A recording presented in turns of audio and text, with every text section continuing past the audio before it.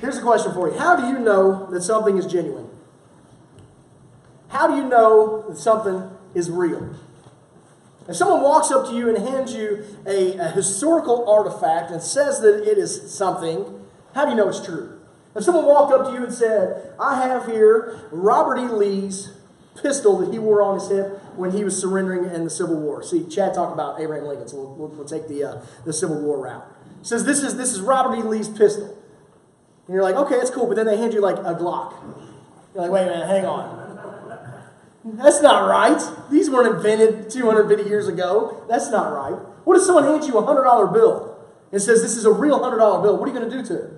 You're just automatically going to take the word for it, or you're going to feel it. You're going to look for the watermark, look for the little thing. How do you know something is real? How do you know something is genuine? There's a show on the History Channel called Pawn Stars that I enjoy, but it's about a pawn shop in Las Vegas. And basically 95% of the show is people bringing things into the pawn shop to either pawn or sell. And basically what they have to do is they have to figure out whether what they have is real and figure out the value so they don't pay too much or not pay enough. People, bring stuff in there all the time, from guitars to Wells Fargo boxes, and they have to determine whether it's real or fake. Watch this video real quick. Hey, how's it going? Yeah, pretty good. I got 5 Topps 1967 Pete Rose baseball cards here, mint condition. You got 5 Mona Lisas too? I'm dead, don't I wish? I don't really know too much about Pete Rose, the baseball player. I'm a fan of Pete Rose, the gambler. Yeah. What do you know about him? They're labeled Topps 430. The little cartoon shows him hitting one out of the park there. It's got all of his stats for the year. And for not being in cases, man, how'd you keep him this nice for this long? Well, I didn't put him on my bicycle like most kids did. Hey, Pops, this guy's got 5 Pete Rose cards. Yeah, Pete Rose was the man back in the day. So what do you want to know about these? If they're real? No. How can you tell that? Because the color's all faded, everything's a blur, even his face. It doesn't look silk screened. Oh, they're printed with an inkjet printer. And the picture looks overexposed. They probably scanned it and reprinted it. These things right here, I wouldn't touch them at all. They look completely fake to me. If these cards are fake, then what else is real? Is the wife real? The dog? The cat? What's real?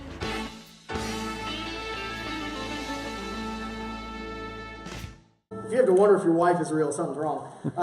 But yeah, so there you go. So this dude brings in 5. Now, can you imagine how much 5 Pete Rose baseball cards and that condition would have went for? It would have been a lot of money. But they weren't authentic at all. They weren't real. They were fake. There were certain criteria that Rick was looking for there, Rick's the ball guy, to show him whether those cards were real, and of course he didn't see it, so he knew beyond a shadow of doubt that they were fake.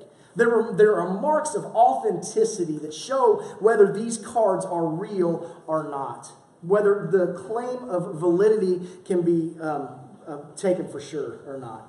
But when it comes to our lives, when it comes to our faith, when it comes to our Christian walk and who we are, it can be exactly the same. If we claim to be a Christian, yet we fail to have these marks of faith on our lives, then we are just a fake that has been printed on an inkjet, just like those cards. So this morning we're continuing our series based on the 12th chapter of Romans, of Paul's letter to the Romans. He opens up this 12th chapter, what Chad just read about not conforming to the ways of the world, but being renewed by your mind, being renewed in your mind. Paul goes on to talk about humility, and he talks about the gifts that God has given to us. And then in verse 9, Paul slightly changes directions, and he starts giving out basic guidelines for the Christian life. In one of the Bibles that I have, the heading says that these are the marks of a true Christian. How great of a sentence is that? This next little portion right here that we're going to read, these are the marks of a true Christian. These are the marks of authenticity, so that when people look at us, they can look at this criteria and see whether or not we are truly a Christian or whether we are fake. It's not an exhaustive list that covers every single thing that we need to do in our lives, but everything that is listed in these verses is a must. This is what he says in 9 through 13. He says, "Let love be genuine. Abhor what is evil. Hold fast to what is good. Love one another with brotherly affection. Outdo one another in showing honor. Do not be slothful in zeal. Be fervent in spirit. Serve the Lord. Rejoice in hope. Be patient in tribulation. Be constant in prayer. Contribute to the needs of the saints and seek to show hospitality." So love Hate evil. Hold on to good. Love one another. Show honor. Be zealous, fervent. Serve. Rejoice in hope. Be patient. Be in prayer. And be hospitable.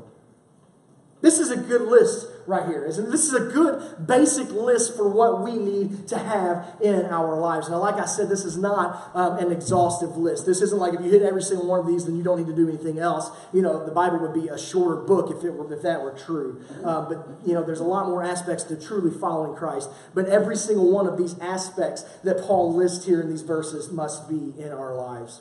If we walked into a pawn shop and someone was looking at us as a Christian, they were trying to purchase us as a Christian, and they needed to see whether we were real or whether we were just a cheap imitation. This is what they would look at. They would look at us and say, is your love genuine? Is the love that you have in your life a genuine love, or is it a fake love? Is it a selfish love? Is it a love that's not pure? Is it a shallow love? They would look at us and they say, do you hate evil and love good? Or do you toe the line, staying just good enough to still look like a Christian, but stay close enough to sin where you can do what you want? Would they look at us and say, do you rejoice in the hope of Christ and waiting patiently until that day? Or do you look like, or do you take your hope for granted and your waiting has become complacent? You see these traits and actions that Paul gives us here, these are to be used as a measuring stick for us in our daily lives. And what he's listed here needs to be 100%. This is not a pick and choose type of list. Okay, he doesn't say pick 3. If you hit those 3, then you're good enough. This is not a salad bar that Paul gives us here. This isn't like I like cherry tomatoes and croutons, but I don't want any carrots or sunflower seeds, right? Who wants sunflower seeds on salad, really? I'm going to be honest. Anyway, I'm sure there's somebody out there, y'all are weird. But that's nothing like this. This is an all or nothing scenario. You can't say I'm good with the whole evil thing. I'm good with rejoicing in the hope, but I don't like loving my brother.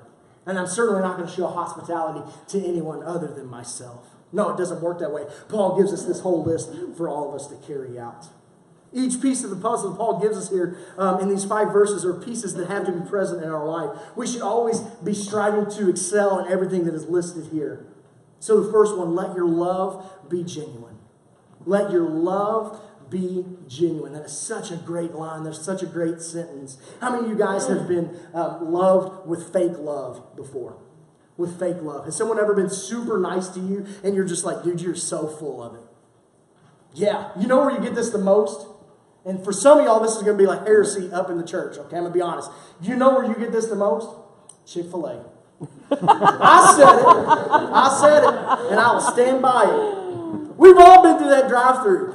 You know, you order a chicken sandwich, 2 or 3 chicken sandwiches. If you're me, you get your large Coke. It's going to be like $18.50 or some crazy amount like that. And what do they say? It'll be my pleasure to serve you in the window. You're full of it. That ain't nobody's pleasure to serve me in a window. Who wants to hang out of a drive-thru window, going from the nice comfort of inside to go outside into the elements? It's hot, it's cold, it's raining, it's snowing. Just to hand some fried chicken to someone they don't even know. That ain't nobody gets pleasure out of that. If they are, they're sickos. That's fake love. That's fake love. But what happens if you don't get it? We went to the drive-thru this week, me and Brooke, and the lady didn't say it's my pleasure. And I was like, this she's rude. It's true. It's true. But that's fake love, man. It's fake love. Now, see, what happens is all y'all want Chick-fil-A now, don't you? But it's Sunday. So you can't get it. Anyway, so Paul says, let your love be genuine, not fake love. The word that Paul uses can be used, it means without hypocrisy. So let your love be a genuine love that is without hypocrisy. Don't let your love be counterfeit. Don't let your love be fake. Make sure that your love is a genuine love that is real from the heart and not just some mask that you put on. Next thing that Paul says, he says, hate evil and hold on to good. As Christians, we should hate evil with everything in us. We should not flirt with evil things. We should not keep evil things close by to us. And when I say evil things, I don't mean like, demons and that kind of stuff. I know we're coming off of Halloween. Maybe that's what you thought of. I'm talking about sin. I'm talking about sin. Paul's saying, hate what is sinful. Hate what causes you to stumble. We should see this sin in our lives and we should hate it and want to get rid of it. But instead, what do? We try to justify that sin. We try to justify that sin because we don't want to get rid of it. We want to keep it and hold it real good and close. Hate evil. Hate evil. Get rid of it. Get it out of your life. And love what is good. And we shouldn't just hate evil in our own lives. We should hate evil all around us. We should hate the injustices of this world. We should hate everything that is wrong with this world. Everything that the enemy is doing within this world, within our country, within our communities, within the entire world. We should hate that. And we should do everything that we can to promote good throughout this world. Next thing Paul says is outdo one another in showing honor. You should always, always, always, always be putting other people higher than yourself in every single thing that you do. And this goes for people you love. This goes for people you hate.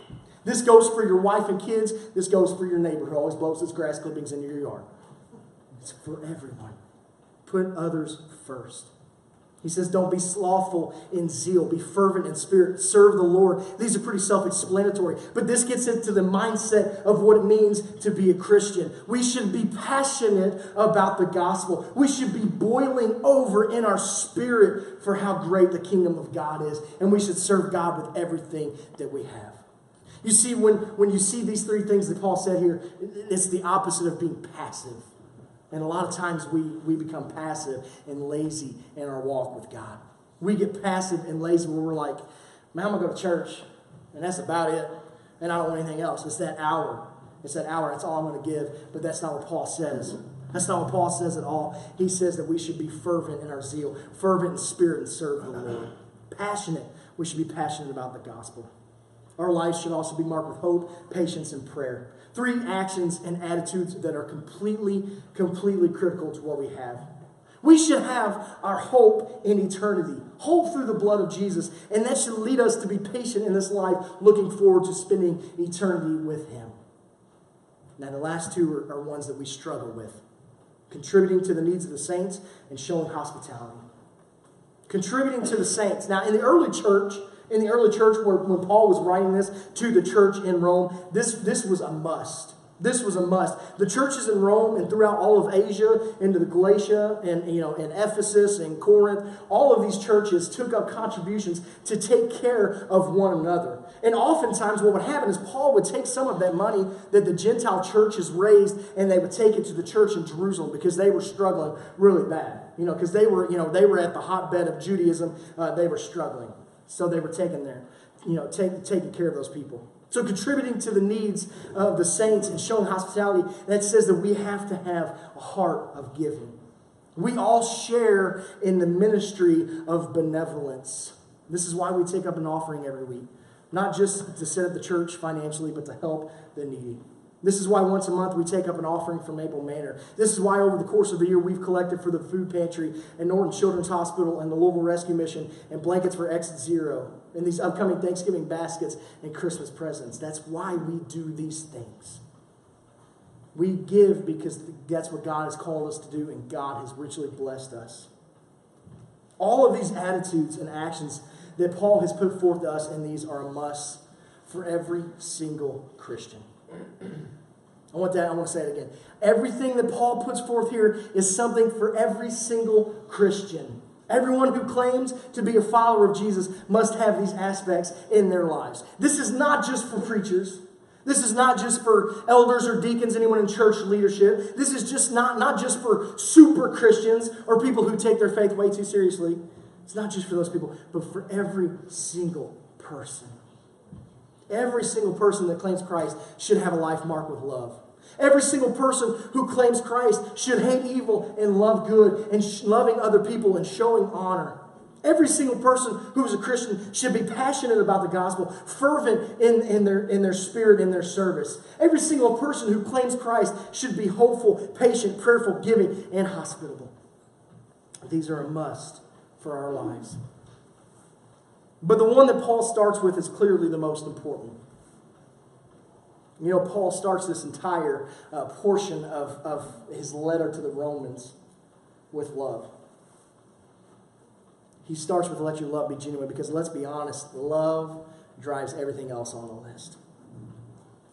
There is no point in showing anyone honor if it's done with any motivation other than love. There's no point in giving to someone or showing hospitality to someone if it's not done out of love. So Paul starts out his list here with let your love be genuine. Everything that we should do should be marked with love. The way that we go to work should be marked with God's love. The way that we parent our children should be marked with God's love. The way that we carry ourselves in our community should be marked with God's love. Everything that we do should be marked in God's love. Out of a love that is selfless and always looking out for others. You know, the Apostle Paul gives us a great view of love found in 1 Corinthians 13. And it's a passage that we all know. It's a passage that we all know because you can't go to a wedding without reading this. We stitch it in pillows, we carve it into walls. This is what it says. It says, love is patient. Love is kind. Love does not envy or boast. It is not arrogant or rude. It does not insist on its own way. It is not irritable or resentful. It does not rejoice in wrongdoing, but rejoices with the truth. Love bears all things, believes all things, hopes all things, endures all things. Love never fails. We all know that because it tells us what love is. You know, there's an old adage, you can't put love into words, but there you are. Paul did it.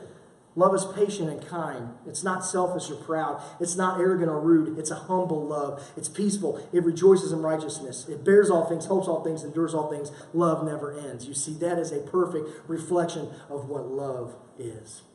And let's be honest, it should be a perfect reflection of who we are.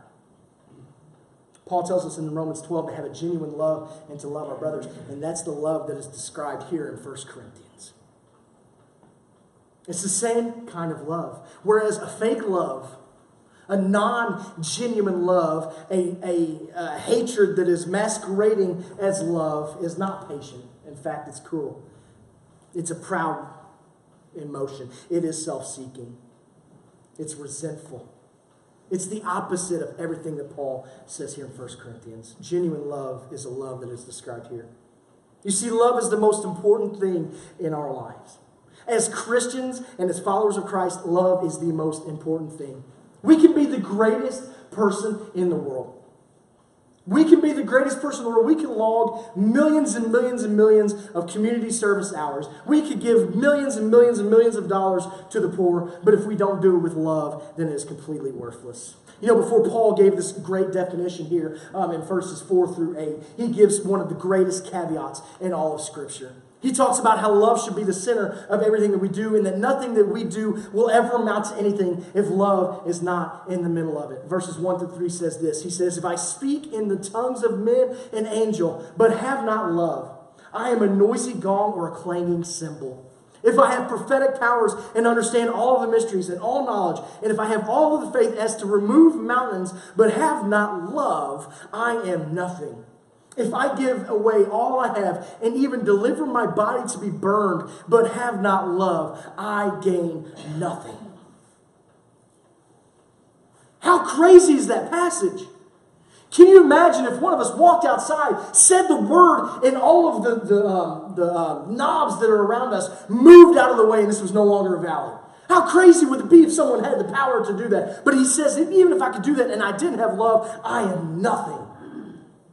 Love is the most important part of the equation. Nothing else matters if love is not there. And we must love with a genuine love that puts others first, ahead of our own passions, ahead of our own desires. A love that is pure, free from ulterior motives, a love that comes straight from God. See, here's the thing. Our motivation to love is driven from the love that God gave to us. You know, in light of everything that God has done for us, it's crazy for us not to love others. Look what John said in 1 John 4. He says, beloved, let us love one another. For love is from God. And whoever loves has been born of God and knows God. Anyone who does not love does not know God because God is love. In this, the love of God was made manifest among us, that God sent his only Son into the world so that we might live through him. In this is love, not that we have loved God, but that he has loved us and sent his Son to be the propitiation for our sins. Beloved, if God so loved us, then we ought to love one another. The reason that we love, the reason that we have love, the reason that we have the ability to love is because God loved us. We love others, and we put others first, and we serve others, and we give to them and lift them up because God did the same for us. We love because God loved us so much that He sent His one and only Son to die on a cross to be the propitiation for our sin. That word, propitiation, is a big word, but it is such an important word. Propitiation is an act that appeases anger and brings reconciliation with someone that has a reason to be angry with one. Jesus took the anger and the wrath of God so that we may be made good through His blood. And because of that act of love, we are told to love. And that's our driving force.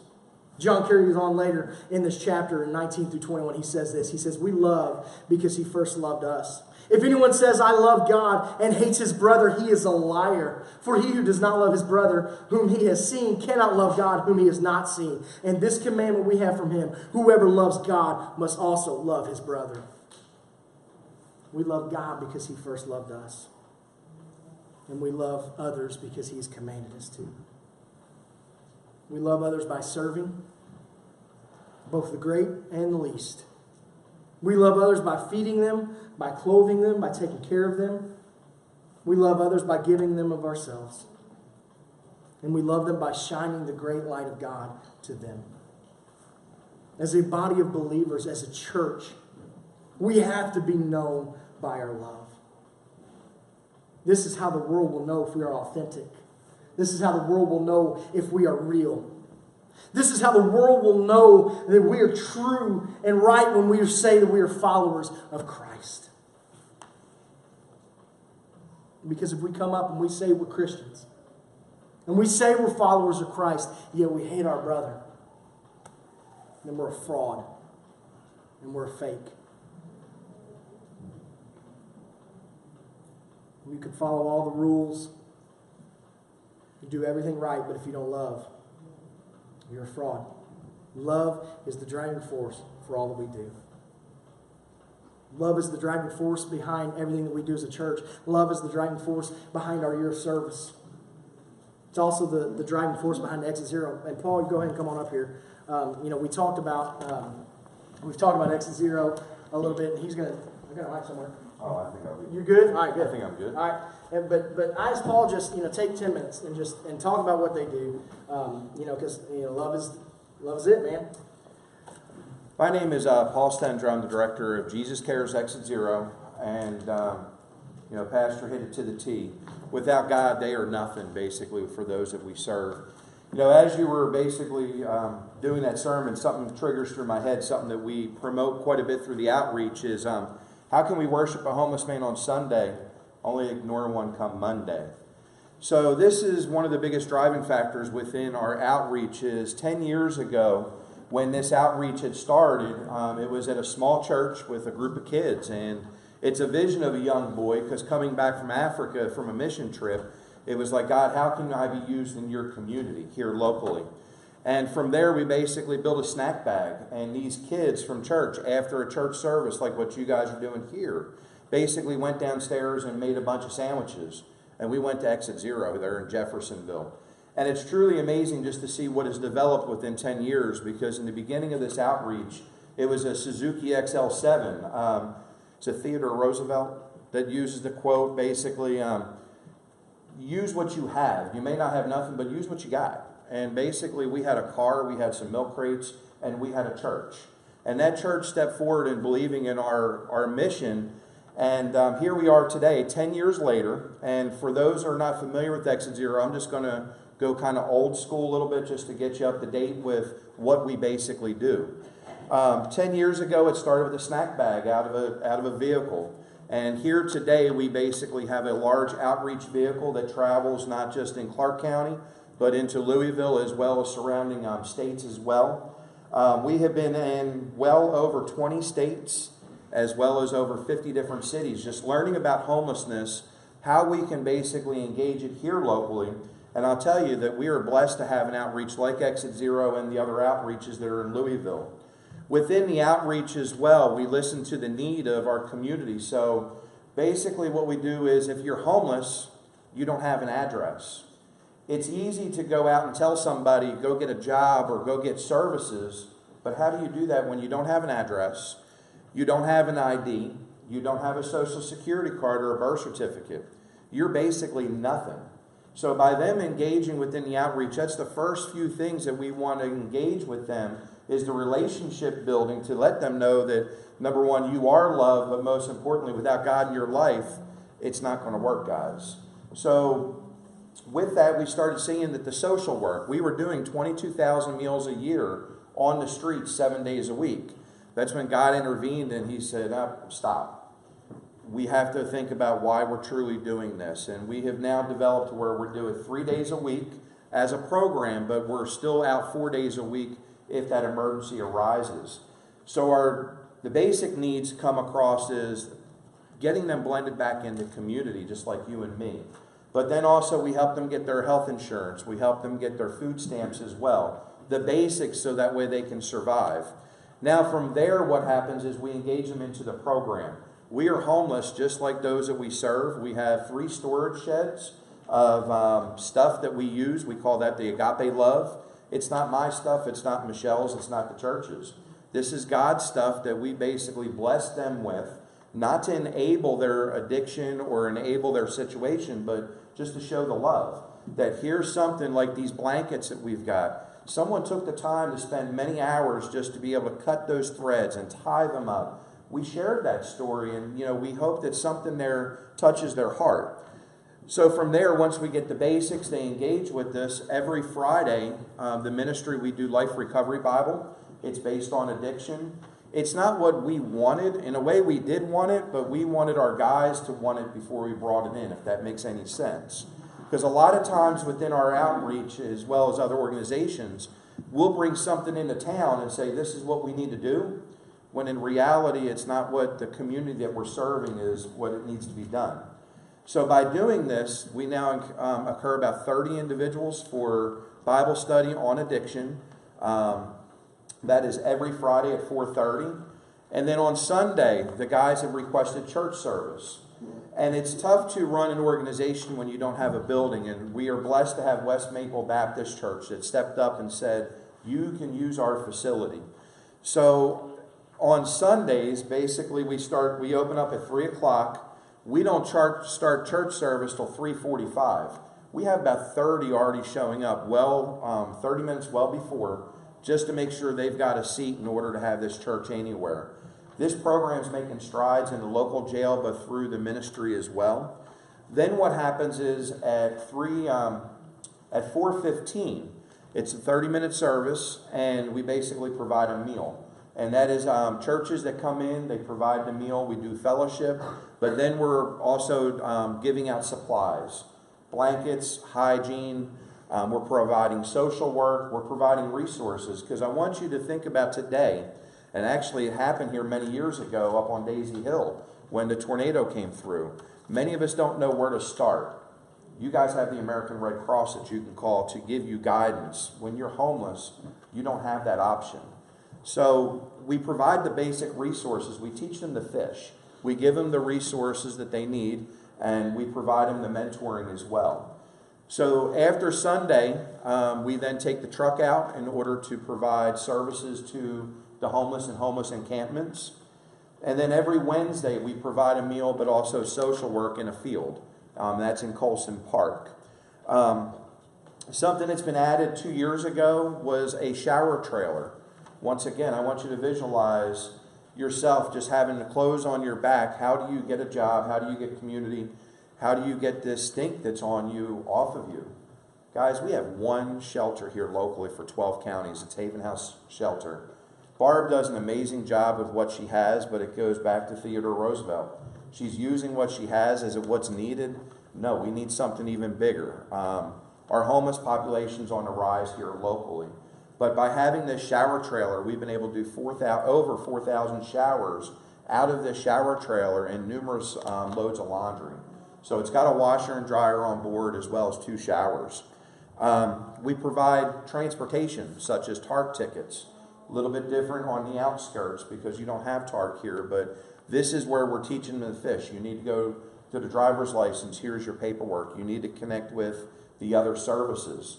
So we're able to give them that transportation. that's basically in a nutshell with what we do. But I'm going to tell you, it takes an army to get one individual off the streets. And I'm going to kind of just wrap it up just with a short story of one of my most current individuals. And his name's Kenny. And I'm not going to this route just because he's a veteran, but this is what the program's about.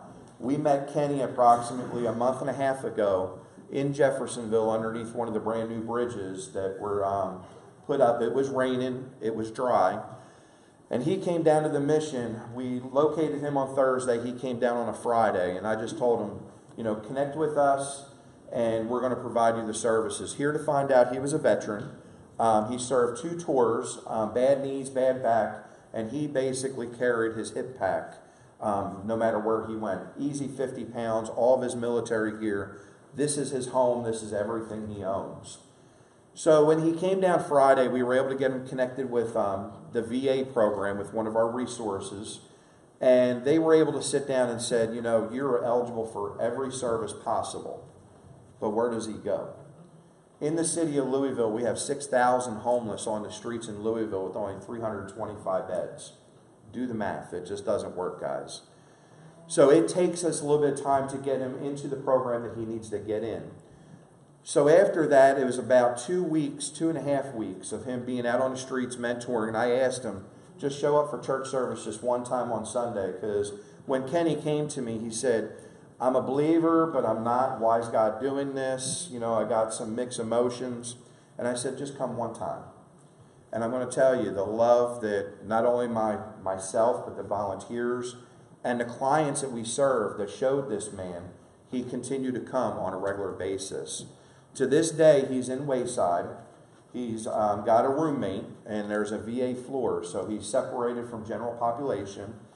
Kenny is now on his way to get his disability because, once again, he still has no income, but he was approved for HUD-VASH, that's his housing. Without the collaboration of the other programs, but mentors, to get him from point A to point B, we couldn't be able to do this. So with Kenny getting his housing here in place soon, but he had to come back because he said, how do I pay for my application fee? See, it's great that here's a voucher to pay for your house, but there's application fees. So that's where he's able to come through us. We're able to help him with this. And I want you guys to keep him in prayer, not that I'm worried about it, because see, Kenny's an average Joe. There's no addiction. It's PTSD. It's also serving in the military. He was just one of those that got lost. He's been out here for 6 years until he connected with this outreach. Now he's on the right track with the VA, with the services. And it's God as well directing him, because every day he shares that challenge, but also how his faith has grown. And we put a request out to him saying, you got 30 days to get your driver's license. Because once again, when you're homeless, you're not thinking of these little things. And all he's got to do is take the test. And I told him there was a volunteer who donated a car to us. It means nothing to me, but for him to get this car once he gets his ID, you know, his face lit up because now he's blended back in the community. He's just like me and you. So without the support of an army of folks just coming together, praying for the outreach, in the back we have a little brochure that's got basic items that we're collecting. The other option as well is it's Christmas time. We can always bring our Tree of Hope program in to the church. It's just like the angel tree. But it's items that are on this pamphlet that can make a difference, that agape love, that can just change someone's heart. So I'm going to kind of leave it there. I do want to ask, is there any questions about the outreach at all? All right. And he's got a table set up in the back too. So And you're on Facebook. yes. Yes, Facebook is probably the best to connect with us. And I'm going to share with you, just click on videos and go way back. The videos share the stories. They share the testimonies. I can't share it all. But when you're hearing it directly from somebody, it really goes to see how God has blessed this outreach and how we're blessing our community. You know, be the hands and feet, guys. There's ways to connect in order to serve this outreach. You know, and if it's not homelessness, I mean, there's people in nursing homes that need assistance. Our community is a broken community, and the need's only getting greater. So, but thank you all so much from the bottom of our hearts. Thank you.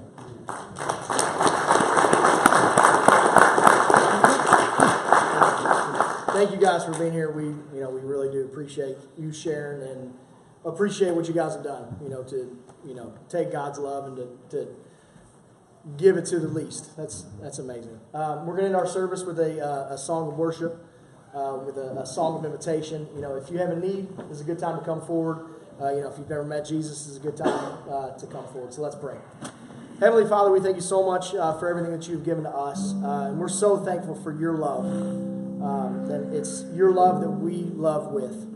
And we pray that when people look at us, they see you. And we pray that when we love on people, they feel your love. We love you. We are yours. It's in your Son's name we pray.